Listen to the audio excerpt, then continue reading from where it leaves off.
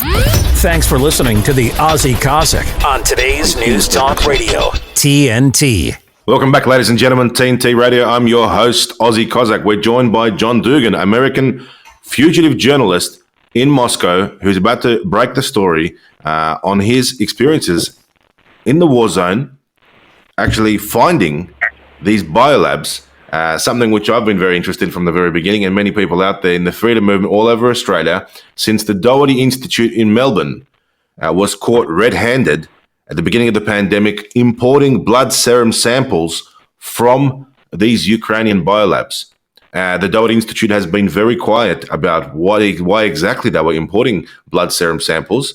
But remember, guys, Doherty Institute is that institute who were telling the government what to do. They were enforcing the vaccine mandates. They were enforcing the lockdowns. They ruined our lives and our economy and our way of life for a few years there.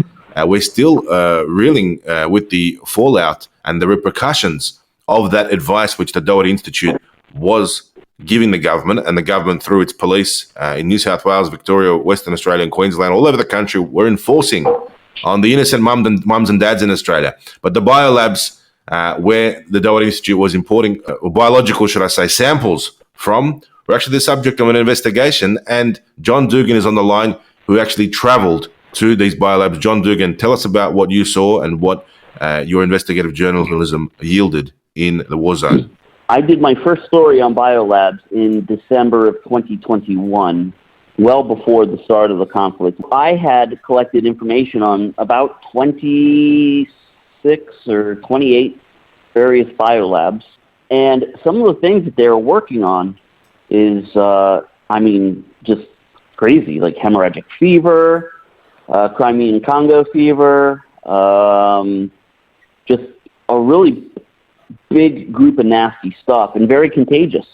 So in my report, I have the funding documents for these laboratories, and I think the most interesting one is up in the city of Kharkiv. Now, if you go up there, okay, and if you use Google Maps to look, you can see this biological laboratory in the middle of a forest. It's very isolated. The floors that you can see is a veterinary clinic, but the ground floor underneath is a biological research facility. And what makes this even more sinister is that just 500 meters away, you don't really even have to drive off the property. There's a small airstrip. And witnesses there would say how a lot of the staff would all speak native English, okay, and they suspected they were American, and that every week a jet would land that would come from the United States. It would land, it would deliver boxes to this laboratory, and it would collect boxes from the laboratory and take off again and be back to the United States. So very strange stuff happening at this particular laboratory, but there's many of them there.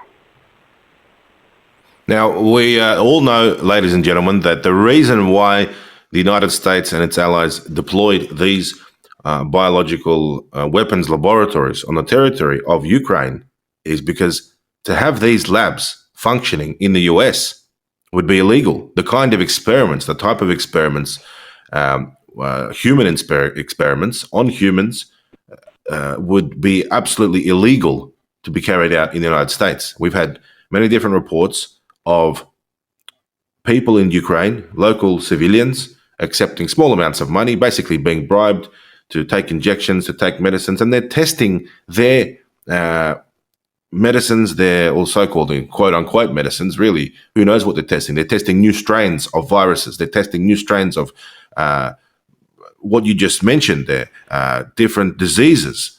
And this is occurring in Ukraine, where everything is for sale. I mean, the Ukrainian government has no interest, duty of care for its own people. You want an organ, you want a liver, you want a kidney, you want a child, you want a woman, you want a man, you want a body part, you want an arm, you want a leg. Everything is for sale under Zelensky. And then he's sold himself out, he sold his country out. And Russia, by beginning its military operation on the 24th of February 2022, had actually the intent of cleaning up this vile system, which the West is exploiting the Ukrainian people. Now, you're saying that you know of these bioweapons factories, these laboratories. You've seen them. Can I confirm, did Russia target them? Were these labs that you know of, were they destroyed in Russian strikes? Some of them were. I don't know if all of them were, but the ones that I had been to have been destroyed, yeah. One of them that I went to, and I did a video on it, it wasn't really destroyed in a strike. There was a firefight there. So all the equipment was still intact. They had a bunch of bacterial samples still intact in their laboratory. They had documentation on how they were testing COVID vaccines on people. And this was before, if I remember correctly, this was before COVID was even known about. So, yeah. Can I confirm for our listeners, you've just told us as a first-hand witness who having visited a bioweapons laboratory in Ukraine that they were testing COVID vaccines even before COVID was known about. Yeah, that's correct. That's correct. They had whole notebooks filled with data. Well, that just goes, ladies and gentlemen, it certainly wasn't a natural occurrence. COVID was definitely man-made. We've got the evidence. We're listening to someone who's been on the ground in those weapons laboratories, which only increases the questions from the general public to the Australian, Melbourne-based Doherty Institute, who are importing blood serum samples from these types of laboratories where COVID vaccines and potentially the strain itself were active and present. I mean, there are more questions than answers. And these are questions which in the West, many Australians who were absolutely suspicious of the government already in their response to the COVID pandemic. I mean, the Doherty Institute has never addressed the fact that we exposed these export documents, these export certificates, which linked the Doherty Institute to having imported blood serum samples from Ukraine, specifically blood serum samples in relation to the COVID-19 strain or vaccination. So what do you think to make sense of this for our listeners in the West? Why were COVID vaccines or COVID strains being tested in Ukraine? Well, because there's no red tape in Ukraine. The health minister, I can't remember her name, she's actually a U.S. citizen, and she's on the U.S. government payroll. So she has removed all red tape. Nobody's going to ask questions. And they've been doing this for years there. I mean, a very long time. In fact, Ukraine is a place where pharmaceutical companies have been testing their pharmaceuticals on people so they can get it to the market faster for many, many years. Very sad that local Ukrainian people are being exploited like that. Very sad that the Zelensky regime allowed this to happen. Very sad that Zelensky sold his people out. And it's very honorable of Russia to embark on a special military operation to really liberate the Ukrainian people.